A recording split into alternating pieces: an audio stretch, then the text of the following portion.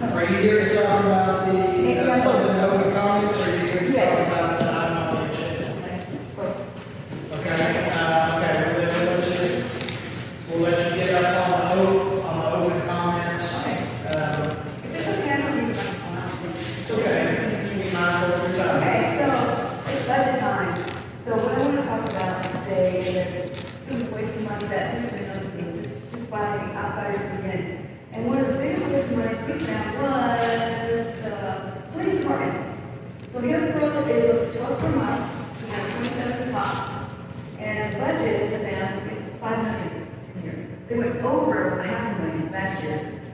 But Magna, I think that's how you pronounce that, it's 8 square miles, they have 21 cops, so it's kind of similar. Their budget was only $2 million. So what are we spending all this extra money on that they're not?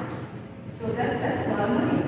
So I could have maybe, I mean, Tony makes a lot of money, he's got that college, that Howard college degree, but I don't think he cares too much about the police department anymore, because I don't see him in uniform. So who's really running that police department over there? I mean, the guy that's running that is paying a lower salary, but you're getting a high salary, you're never running it. So, we just said that, the city manager's office, so that you can make sure that nothing goes awry over there, because she's the one like the fire.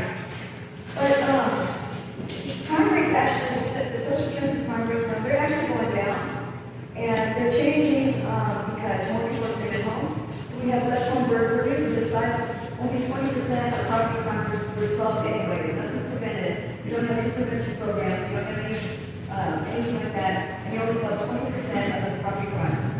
So there's also become a going over that 500,000, it's for salaries and things, that's mainly what it went for, on Fridays and Saturdays. So the question is, are they doing private duty? And then aren't those people that they're doing private duty for paying too? So why would we have to pay them also? Is that like double dipping? Maybe? We don't know, we have to look into it. And then there's your trips. Indianapolis flew first class, $1,000 for your plane ticket. Stayed at the Meridian, the most ritziest, busiest hotel over there. We had to pay for your food and the $400 night hotel. That'd be nice. But again, not paying attention to what's going on at home because we have these drug dogs. We have 3 drug dogs on the insurance, but where are they? Where are they? The kennels are just falling apart over there. And the people that are running the drug dogs, the ones that came out there, we haven't had anybody licensed to do that since 2016. So they're not keeping up according to TICO as far as the requirements are supposed to run those drug dogs. So if you have litigation going on, somebody with somebody, okay, if someone's going to sue you guys because your people that are running those drug dogs aren't trained for it. So that's all I have to say about that. Mr. Zangara, are you going to speak in open comments, or are you going to wait until your, item on the agenda? Sure. Next individual, Basil Zangara.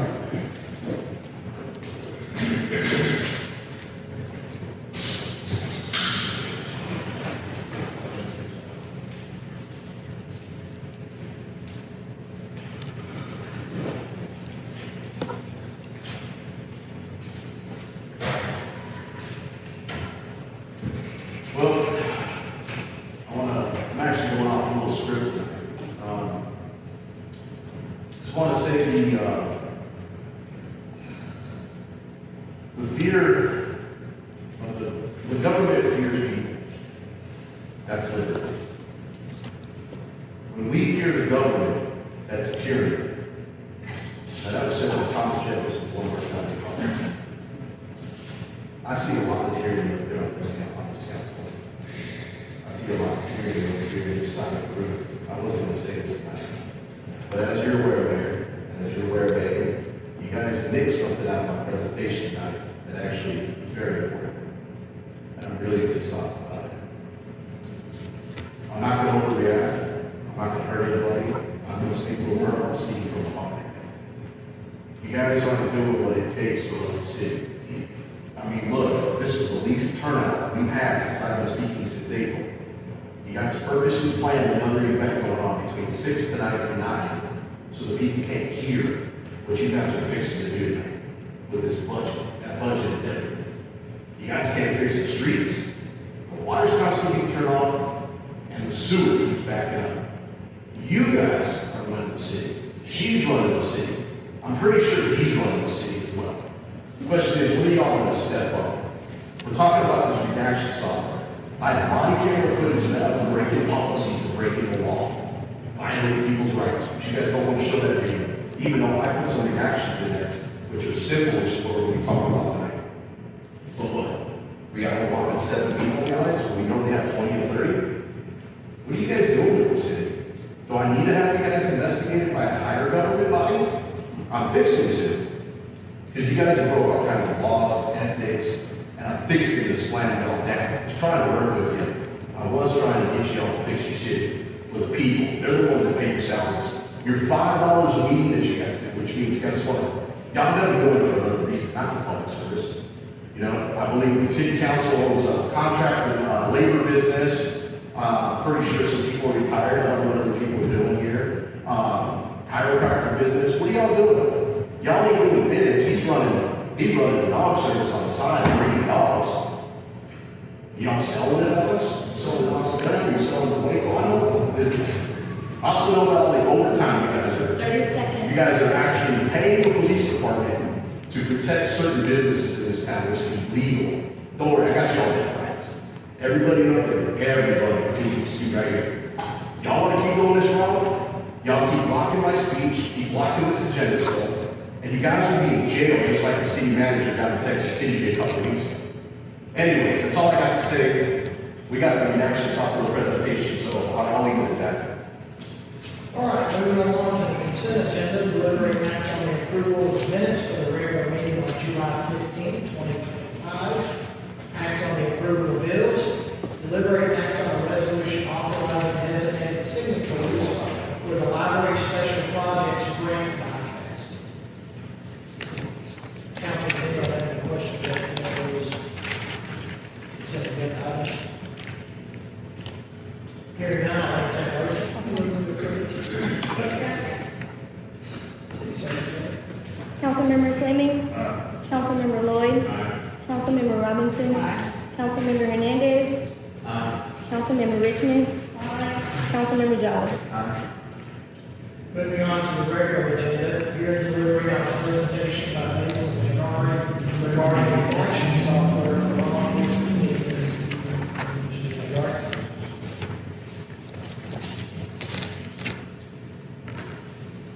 All right, I have everything prepared for this reaction software when I'm still. The body cam footage I was supposed to be showing, I'm gonna go into this, but just keep in mind, whatever I do, it ain't gonna matter, guys.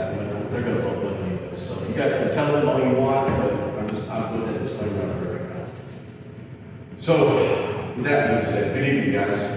I'm basically Gary, also known as Easy Watchdog on social media platforms. Tonight, I'm asking you guys to take a small, cost-effective step that will fundamentally shift how transparency and accountability obviously doesn't work in Hillsborough. Trying to get this quicker, there we go. What I'm proposing is a way to activate what taxpayers already pay for oversight, compliance, and public trust. That's volume cameras. You guys already pay for volume cameras. That's the device that she's got right there over the right-hand pocket. That allows you to collect evidence, video, audio, and context on all traffic stops. Texas law defines it clearly, and it's not just a camera, it's a tool for evidence, like I was saying, for resolving complaints, criminal or internal, and for building or restoring public trust. The audio or visuals captured are often the most direct window into police and citizen interaction. If we can see them, review them, and act on what they show, we can police the police effectively because they're going unchecked right now. The legal foundation for transparency and accuracy, the legal framework here is an optional. It's designed to push forward disclosure. The Texas Public Information Act, which is what regulates all these records, starts with the presumption in favor of openness. Audio and camera recordings fall into the ecosystem, with specific rules about how they're requested, redacted, and released. There are structured deadlines, rules for exception, and a fee mechanism that allows the department to recover reasonable costs when releasing footage. This isn't speculation, it's what the law contemplates, and the tools we're asking to integrate directly for those legal obligations so the city can apply clearly while offsetting the cost. So, just to let you know the current problems and frustrations, obviously you guys can tell from me tonight I've had a lot of frustrations with this. Is the reality on the ground requests get delayed, or denied over minor redactions like license plate. And that law changes on September 1st. But there's other things that need to be redacted, but because the department lacks an efficient, compliant redaction workflow, citizens, journalists like myself, and even internal actors are left in limbo. There are no consistent internal auditing. In other words, they're not double checking themselves. So policing and policy deviations go unnoticed. The process is obsolete by design or by accident, and it creates distrust. The friction isn't just inconvenient. And those again are some of the problems I was talking about. Proposal summary. What I'm proposing is a surgical add-on manual redaction layer to the existing WatchGuard system that Hillsborough already has in use. It's no new cameras, it's no one-cell system replacement. It's just a tool for sanitizing footage the right way with training and supporting equipment. For about $1,000 a year on a multi-contract, the department gets the ability to reliably and legally prepare footage and 911 audio for public release, internal review, and compliant resolution. So what does that buy us? First, compliance. You reduce denials, litigation risk, which is really important, litigation risk, and great area of pushback. Second, you get transparency. When the public sees properly redacted footage, promptly, trust grows between them because the system is visibly working. Third, accountability. If the chief or assistant chief is required to randomly pull 3 incidents per officer monthly, policy violations get caught early, training becomes targeted, and leadership is reinforced. Fourth, revenue. Using the fee structure allowed by the Attorney General, the software pays for itself and then some. Fifth, risk mitigation. Clear footage helps resolve complaints, supports insurance claims, and protects the department from unverified obligations. This isn't a cost center, done right, policy violations, breaking the law, and violating somebody's rights. And I wasn't trying to show this in shame, I was just trying to easily show the transparency and how easy it would be to actually correct something so there wasn't more risk and liability with the city. But it obviously couldn't before we got here tonight, so I'm not able to show that video. On slide 13, which is actually the one we were supposed to be playing here.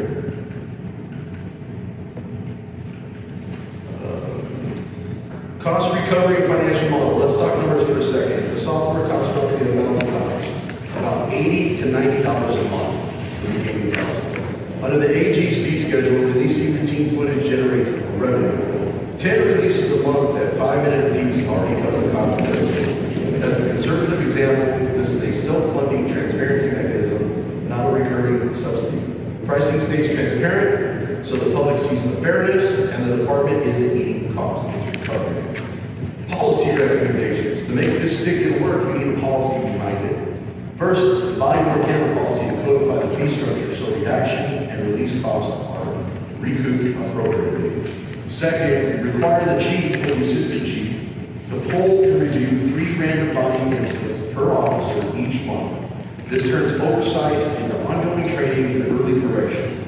Third, codify a clear public request procedure with timelines and redaction expectations.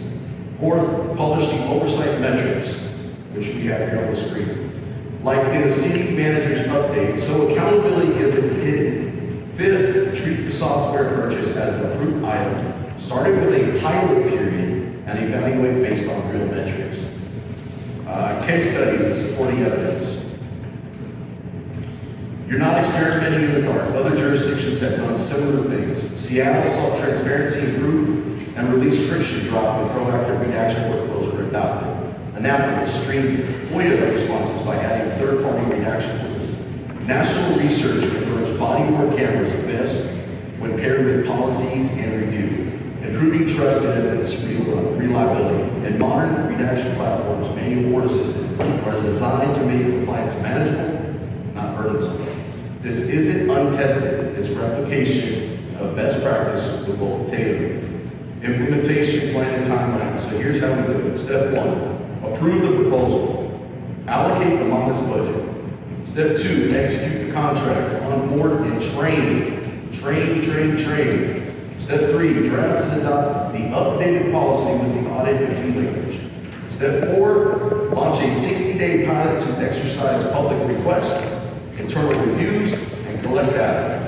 Step 5, full rollout of monthly reporting built into the city manager's updates so the council can see the outcomes and can adjust if necessary.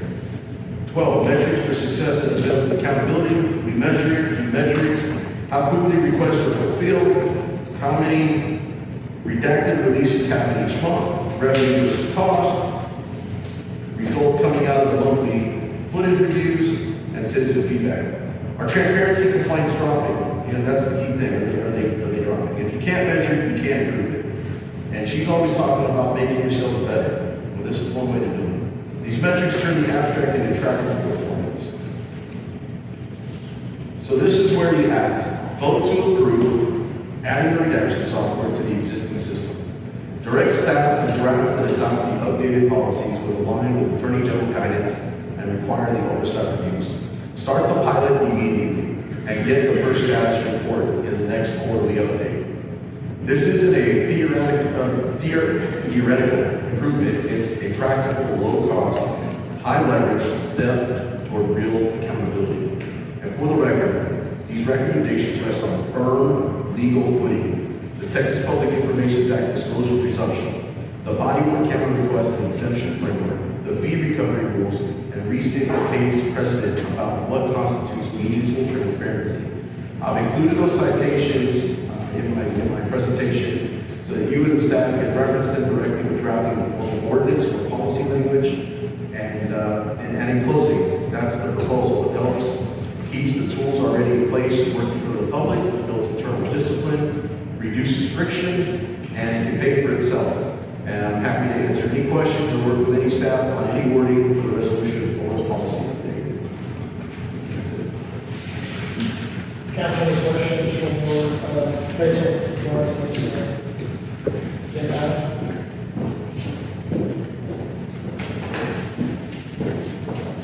Okay, hearing none, we'll move on to the next item on the agenda. I was just thinking about that. I didn't hear you. I was supposed to speak, just to add this to this, but put it on the paper and I can talk with Jasmine also. So it's services really quick, as far as your national software goes. You don't even have to pay for all that.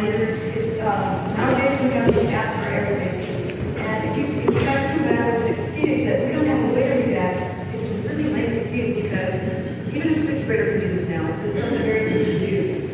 And the point is like, what a lot of police officers say to us is, well, you have nothing to hide, why don't you just show your ID? Well, if y'all have nothing to hide, why don't you be transparent and show the body cams? Because when you start pulling officers' body cams, it's not to get them in trouble. That's not what it's for. It's to help them to retrain and help them do better. Because this department is the perfect size to really excel. Because you are not too big, and you're not too small, and they have a really good brotherhood over there. They can all get along really well, and it's a big opportunity to really make this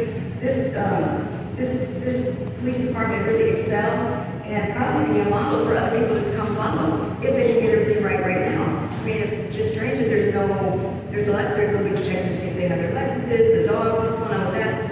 Where's the money going? That's the biggest thing right there. But when you don't have transparency, that's red flags. Ronald Reagan, I told you, he said, check and verify. It's okay to trust these guys. Just verify. Just verify. That's what you gotta do. You could make a mistake or whatever, but you guys are really missing an opportunity if you don't take the opportunity to turn this department into like a model department. They have really good people over there. You've already got that. So, thank you. Again, council, this is a hearing deliberation presentation. Next item on the agenda here, deliberating on a presentation by the city manager and the finance director concerning the preliminary budget projections.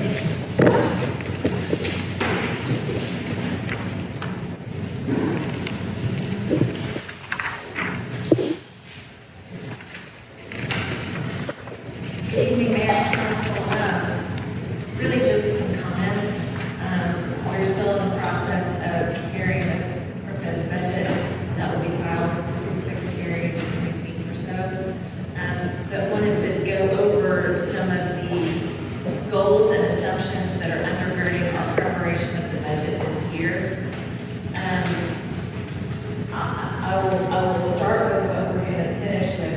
that this is going to be a lean budget. Staff knows and council knows we have growth in our forecast, but it's going to be a couple of years at least before that growth begins to actually hit the tax rolls. We get, judged on that value as of January 1, and then we collect taxes on that value January, February, a year later. Given that not a lot is going to be on the ground January 1 of 2026, we know that the budget years of 26 and 27 are both going to be pretty lean, and then we'll be able to know kind of what happens at what speed after that. So everybody's been asked to kind of tighten their belts. There's not any department that's free of that. Generally, the 2026 budget that we're working on now is going to emphasize employee pay and benefits. We have been reviewing our pay scale in comparison with peer cities and model cities, and the goal, the goal isn't for top management to make the same as peer cities because those jobs aren't necessarily the same. But at the entry level, those entry level policemen, police officers, law enforcement folks, firefighters, water and sewer technicians, street department, parks, somebody coming in as a first year employee of the city, those jobs really are comparable, and we are competing for labor with a pretty large marketplace. So that's where we are focusing. The majority of city employees we're projecting to receive a 1.5% increase. I know after saying it's important, that's not a big one. But there's a lot that we're trying to do in this budget. We have a proposed increase in our employee retirement plan contribution. That's a big deal. Most of our peer cities, pretty much everybody around us, has a 7% retirement contribution. We're at 5%. That's difficult for our employees in terms of what they're able to get with the city of Hillsborough as compared to peer cities. In reviewing the budget, there just was no way we could get to 7. But we're proposing this year to go to 6, and hopefully we'll be able to, stair step up over the next few years. Our health insurance, we were so excited about last year. They've come back this year with a 39% increase. We do have a meeting with the broker on Thursday. So, I think, they went out to market, so we're going to see what that market bears out. We do have a proposed increase in our certified property tax value. We're going to recommend setting the tax rate at the voter-approved rate of 0.8024 per $100. That is, we went down last year, if you'll remember. We gave everybody a little bit of a break. We're proposing to go back to where our rate has historically been. This is actually a little bit lower than the historic rate, but right around, a little over 80 cents is where we've been, and voter-approved rate will be a little over 80 cents. This will levy approximately $6.927 million, with 12 cents of interest and sinking, and then the remainder of 0.6824 M&O. That puts a little bit more money into M&O, which is going to help us out with all the things we're trying to do.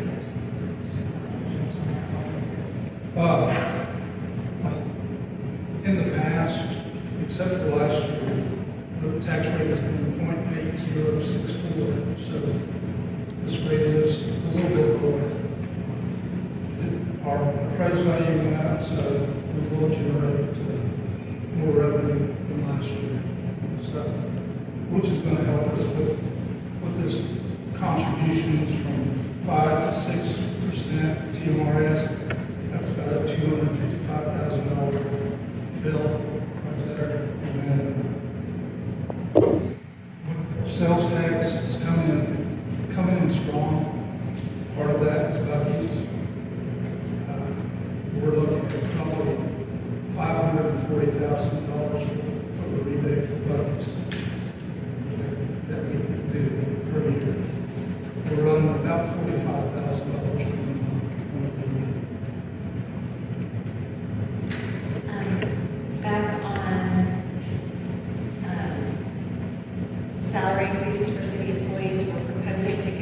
I said 1.5% in October.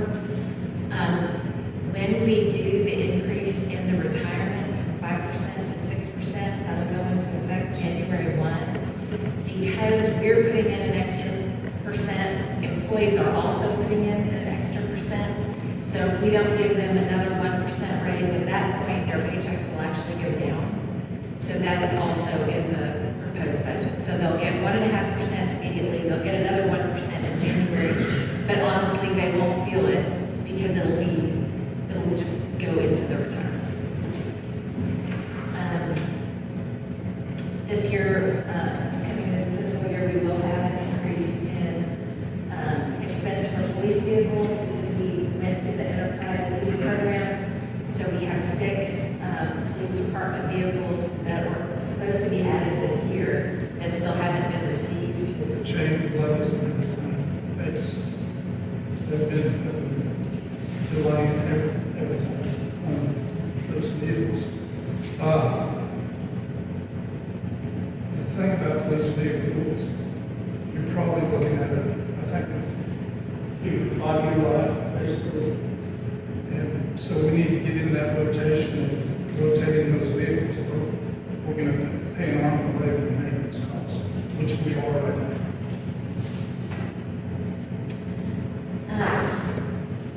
Looking over at water and sewer, we had an initial proposed increase from Aquila of $1 million again. They have actually gone back on that and have reduced the increase to about, they'll have some debt service that they've got to cover, but an additional $500,000. We asked them, so they're thinking they're going to go up another $1 million a year for the next 2 years. And we said, guys, if you do that, then we don't have any money with which to do some water line improvements and replacements and try to lower that water loss. If you would wait and go up later and let us spend the same amount of money this year, but spend it on our system so that we can reduce some of that water loss, then we're going to be wasting less water. We'll be fiscally more able to bear the cost 2 years from now. So that's what they're doing.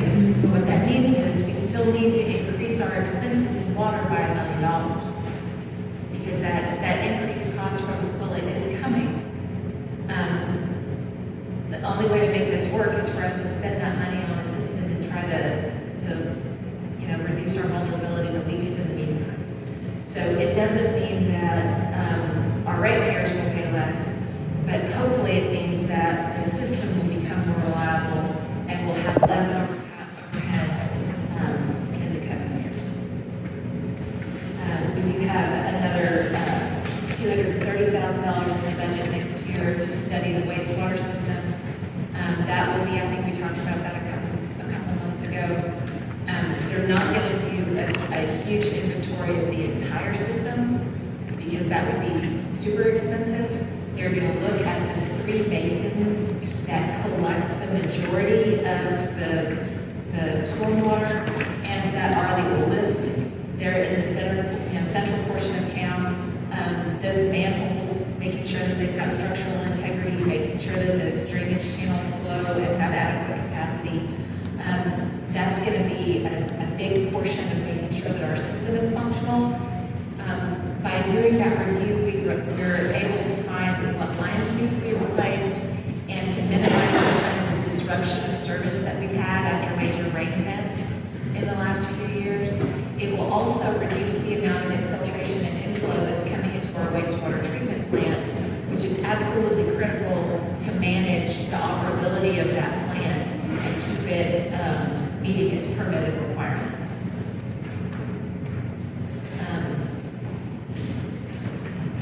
Like Megan said, it's a lean budget. There's not too many things, no big capital outlay purchases, other than, of course, anything with water, sewer.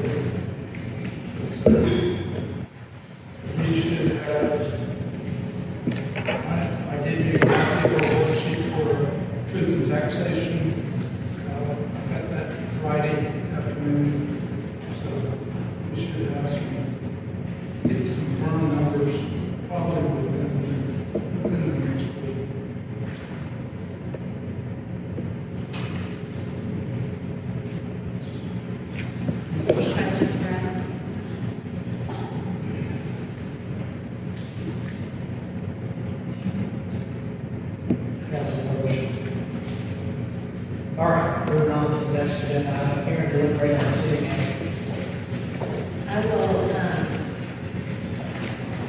not spend a lot of time on these slides. I'll just hit things that are highlights. No change in the anticipated development layout or timetable. The reallocation study of Lake Whitney is underway, and comments are being accepted by Brazos River Authority. So that is an opportunity for us to give input that we're taking. We continue to use various means to let the public know the city is up to. Talk about a little bit about the comprehensive plan. We had, as you know, the land use fiscal analysis in June. There have been 2 different surveys of the public to get input into, values for the community and what people want to see as the city continues to grow and develop. We have a survey number 3 is open this week and will continue to be open for the rest of this week and maybe midway through next week. That's a survey specifically of business owners. So if you are a business owner or no business owners, please encourage folks to fill out that survey because it's important that we get that input. Next week is Virginity's next in-town visit. So they will be here for 2 days, Wednesday and Thursday. On Wednesday, they will have a meeting at noon and in the evening. So both of them are come and go 2-hour window. No formal presentation that will happen at a specific time. People just come and participate in these different input opportunities. They'll look at different possible growth scenarios. If the city develops like this versus like this versus like this. They'll look at different place types and give feedback about those different types of development. They'll look at different things that could be happening in downtown and kind of rank and weigh things that downtown may need. And then they'll talk about what decision-making principles should be used as we're approaching decisions in the future that we may not anticipate. What principles should be guiding us as we make those decisions. They will also, on Thursday, have a meeting with council, P&Z, and then the Comprehensive Plan Advisory Committee. So staff will be getting with you guys. They want to know if we can get together at 4:30 or failing that at 5 o'clock on Thursday afternoon. I know that's because they're trying to staff meetings. So we'll get with you and find out what's possible there.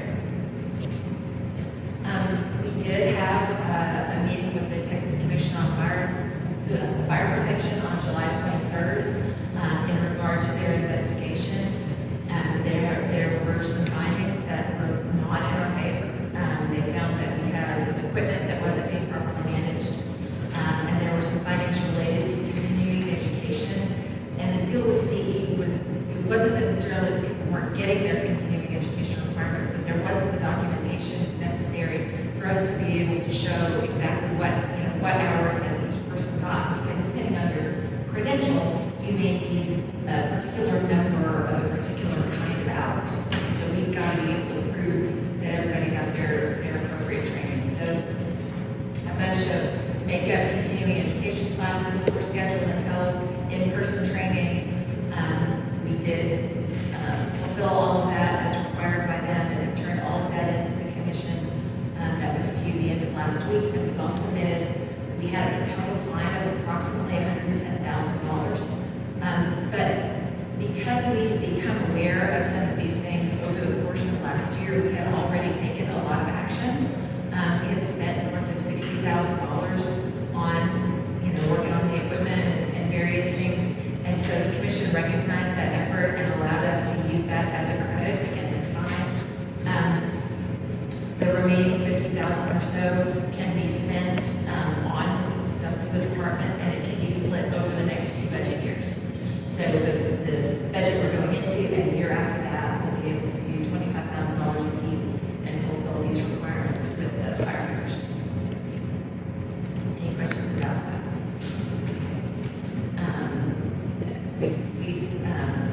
We've got several open positions. A lot of those are frozen, and several are going to remain frozen through next year, so that we can have the dollars to do the things that we've talked about needing to do. Next big event after tonight is Autumn Fest.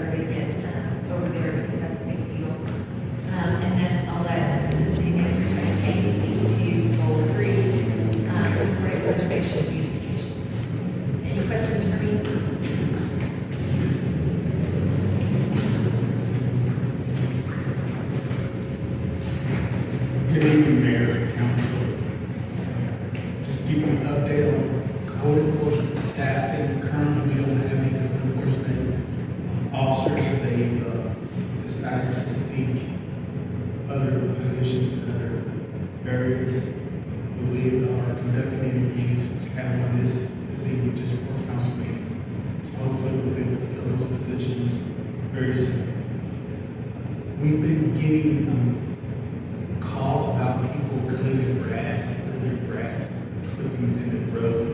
So we're going to address that issue by reposting some educational information on Facebook. Want to post something in the Report newspaper and in the water bill. We will continue to make contact with update on Knoxville style. I think we've talked about this last month, that the old Up and Spoke building has been demolished. The owner is still deciding what he wants to do with the Knoxville stop. We will give him until next month to give us a proposal. Amigos, we made contact with the owners last week. They plan on beginning work again in October. 81 Motel, all construction inspections have been completed. Waiting to do the building final and the CO. They're still cleaning and working on punch list items. Walmart inside remodel is complete. Fire Marshal Carey has completed the hydrovisual test on the fire line and the fire flow test. The entire project should be completed this week. We're going to have a building and standards board meeting August 21st. We'll be taking two properties before the board, 301 Avenue, and 1051 East Walnut. The meeting will be held here. Hillsborough Operation Welcome Mat, thanks again for the refreshments. Citywide cleanup will be September 20th. We'll have more details on that. The curb cleanup, still working on cases. Old Raleigh's auto parts, no new updates. Slip start storage. Most inspections have been completed. Waiting to do a meter release and building final inspection in the city. Any questions? Thank you. Okay, next item on the agenda, hold a closed session under the provisions of section 557.071 of the Government Code in regards to economic development project, STC. It is 7:29, we'll call the council back in open session. Are there anything to add to the agenda? I have a motion to allow the city manager to negotiate with project STC regarding utilities. Second. Got a motion and a second, all those in favor? Oh, I'm sorry.